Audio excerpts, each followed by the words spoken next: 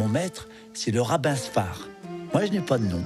Mais sur le port d'Alger, dans la Casbah, on m'appelle le chat du rabbin.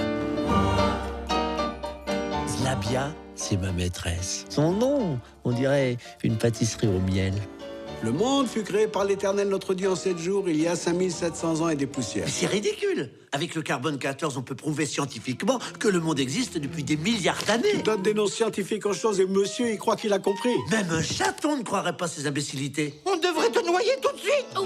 Moi, je suis ma maîtresse et je ne serai jamais seul car je mourrai avant elle. Oh, mon petit amour. Tu aimes plus le chat que ton père, toi, hein? Je peux pas te laisser cette bête. Peut-être il est dangereux. Hé, vous venez, on va envahir l'Afrique. Johan Sfar, Antoine Delévaux, réalisateur du Chat du Rabbin.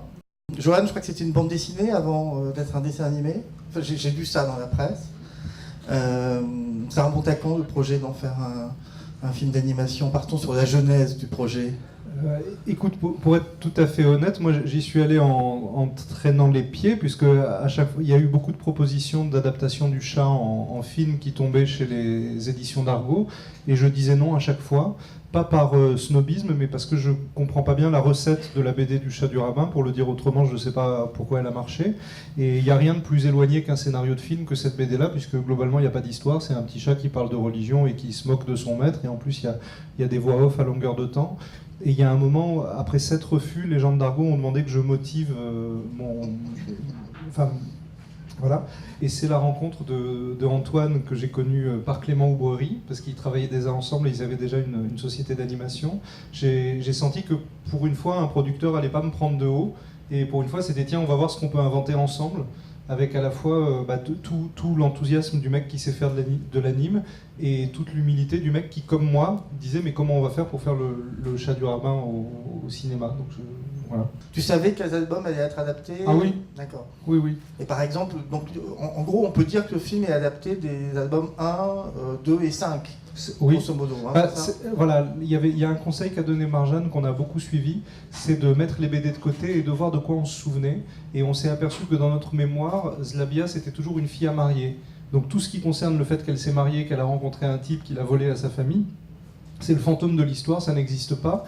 Par contre, c'est omniprésent dans les tensions, puisque le film commence par le père qui dit quand elle était petite, elle traversait la maison pour venir m'embrasser, et ça se termine par le chat qui dit qu'elle ne se marie pas, qu'elle n'ait jamais d'enfant. Donc on voit bien que si et le chat et le maître partent en voyage, c'est qu'ils ont trop peur que cette fille-là s'en aille. C'est la terreur qui traverse tout le film, c'est ça en fait, c'est qu'elle se marie. Et Antoine, comment ça se passe le travail avec Johan? Donc il y a un garçon, on sait, exubérant, ouais. Boulimique de travail, suractif. On peut lui demander de quitter la pièce pour que je vous raconte la vérité, si vous voulez bien. Non. Ça se passe comme il est là, comme vous le voyez. Ça se passe avec une générosité, un niveau d'exigence d'un niveau inatteignable. C'est voilà, choisissons l'impossible et on verra ce qu'on obtient au final. Une collaboration de 5 ans avec Johan sur un film, 7 jours sur 7, jour et nuit, ça peut se passer, ça s'est déjà passé divinement bien et uniquement parce que l'énergie qu'il a dans son écriture, dans ses personnages, dans sa volonté de mise en scène, est celle qui nous a permis de porter les équipes, parce que sur un dessin animé, on est 150 en moyenne sur 3 années, avec des pics où on est 200, toutes ces choses-là. Donc communiquer à toutes ces équipes-là la volonté de mise en scène, la narration, et garder cette énergie-là, voilà, c'était le rôle de Johan. Donc objectivement, c'était du bonheur. Surtout qu'il est parti quand même pendant le film pour en faire un autre. Oui, on y arrive quand mais même. j'ai pas vu ce départ, parce qu'on se voyait après le tournage et tous les week-ends. Et vous aviez des références dans le domaine du cinéma d'animation? Vous aviez des maîtres, des films enfin, le cinéma d'animation, il s'est énormément transformé. Ouais. Moi, je trouve qu'une des forces du Chat du Rabbin, c'est de ne pas aller vers la course au réalisme qu'on peut avoir aujourd'hui. Johan, dès le départ, sans savoir ce qu'il voulait, savait ce qu'il ne voulait pas. Donc on a pris le problème à l'envers, on est revenu aux fondamentaux. C'est-à-dire, un décor, ça se fait à l'encre, à la plume, sur du papier à dessin. Et l'animation, elle va se faire pour privilégier le mouvement, le déplacement, la sensibilité. Donc on va être dans une animation dite classique, dite disneyienne, avec justement ce choix du mouvement. Et après, le travail qu'a ramené Johan avec d'autres dessinateurs de bande dessinée, en les confrontant avec des animateurs, c'était de positionner le curseur entre un mouvement et des beaux dessins. C'est-à-dire qu'on a privilégié d'avoir de très beaux dessins sans impacter la capacité du mouvement qu'amènent les animateurs. Et c'est vraiment cette relation-là que Johan à arbitrer au quotidien, en privilégiant, en expliquant, là on est sur un chat, il doit se bouger de manière chaotique dans tous les plans, on ne doit jamais s'attendre à son déplacement, on doit être toujours dans la surprise. En revanche, Zlabia, un mouvement de cheveux, un déplacement, un mouvement de hanche, ça on doit être dans le naturel. J'ai l'impression que l'esthétique du film n'est pas totalement la même que celle de tes dessins. C'est-à-dire que tu as un dessin, il me semble, qui est plus... Les cases sont plus encombrées que le cadre de l'image du film. C'est une réflexion qui est venue... c'est venu naturellement ou c'est... Il y a une conception de l'espace qui est complètement incompatible, puisque une page de bande dessinée, ça ressemble à une page de journal. C'est purement de la typographie. Tandis qu'au cinéma, même quand c'est des faux espaces, il y a quand même des personnages qui vont devoir marcher dedans. Donc il y a une spatialisation là-dedans qui change tout le dessin. C'est peut-être des espaces à la Murnau, c'est peut-être des espaces à la Dr Caligari, mais il faut quand même résoudre ça dans des plans, ce à quoi le relief nous aide, parce qu'il aide encore plus à cette architecture-là, mais on n'a jamais pu reprendre les outils de mes dessins. On s'est plutôt dit comment faire pour rappeler cet effet-là. Par exemple, dans mes cases, je change de style à chaque case. Là, on s'est amusé parfois à changer de style d'une scène à l'autre, parce que la scène l'impliquait. Dans mes BD, il y a des pleins et des déliés sur les traits de personnages. Ça, on a pu le faire dans le générique du Gainsbourg, parce qu'il y a un seul personnage à l'écran. Dès qu'il y en a plusieurs, on ne voit plus rien. Donc on est obligé d'avoir un trait linéaire. Donc pour donner ces pleins et ces déliés, on les a mis dans les décors. On a changé d'épaisseur de trait parfois d'une scène à l'autre. Donc on s'est plus demandé comment traduire. Le bout de cette analyse, c'est que pour moi, c'est beaucoup plus facile de faire un film live que de faire un dessin animé. Ces films donc, des années 30 que tu citais, tu les as revus avant le film? Vous les avez revus avant le film? Oui.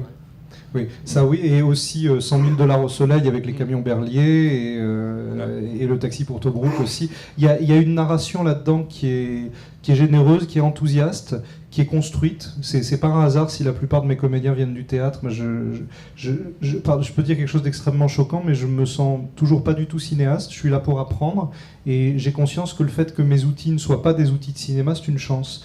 Moi, j'adore l'époque où les cinéastes n'étaient pas cinéphiles, où c'est des types qui aimaient plus le théâtre ou qui aimaient plus autre chose et qui amenaient leur vécu là-dedans. Et moi, ça me paraît intéressant de prendre en otage. Pourquoi je me suis tellement entendu avec un Maurice Bénichou ou avec un Éric Elmosnino?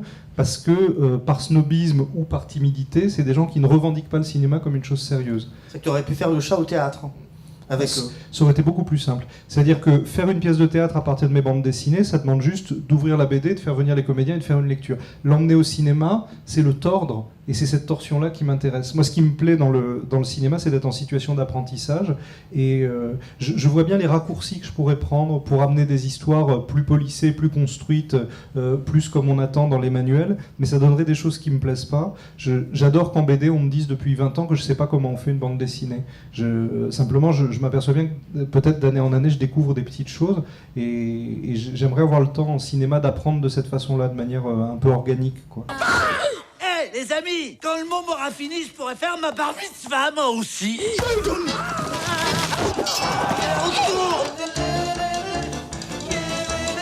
Tiens, rends-toi utile. Oh, combien le péril enrichirait les dieux. Les dieux? Oui? Non, ça va pas. Bien. Le chat, la belette et le petit lapin, ça vous va? Oui. Non, parce que si vous voulez, je peux chercher une fable qu'avec des animaux cachers.